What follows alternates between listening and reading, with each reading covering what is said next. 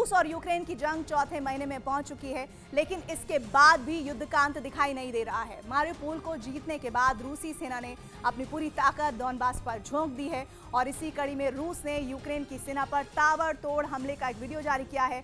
रूस ने दावा किया है कि उसकी सेना ने ड्रोन और मल्टीपल रॉकेट लॉन्चर की जुगलबंदी से यूक्रेन की सेना के कई ठिकानों को तबाह कर दिया।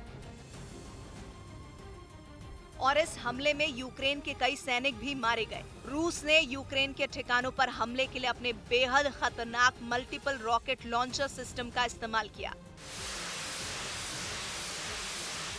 मल्टीपल रॉकेट लॉन्चर सिस्टम के साथ ही रूसी सेना ने इस स्पेशल ऑपरेशन के लिए ओरलान 10 ड्रोन का भी इस्तेमाल किया, ताकि दुश्मन की लोकेशन की सटीक जानकारी मिल सके।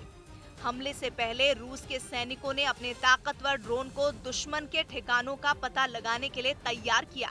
जैसे ही तैयारी पूरी हुई, ड्रोन को टारगेट की तरफ छोड़ दिया गया और वो आसमान में हवा से बातें करता हुआ यूक्रेन की सेना के उन इलाकों की तरफ उड़ गया जहां उसने अपने ठिकाने बनाए हुए थे। बताया गया है कि ज़ेलेंस्की की सेना ने वहां एक बड़ा हथियार का गोदाम भी बना रखा था, जिसकी जानकारी आसमान में उड़ते ओरलान 10 ड्रोन ने जमीन पर मौजूद रूस के सैनिकों को भेजी और यूक्रेन के सैन्य ठिकानों का पता लगाते ही रूस के मल्टीपल रॉकेट लॉन्चर गरज उठे। एक तरफ रूसी सेना लॉन्चर से रॉकेट की बारिश कर रही थी, तो दूसरी तरफ आसमान में मौजूद ड्रोन उन्हें ये जानकारी दे रहा था कि हमला सटीक निशाने पर हो रहा है या नहीं।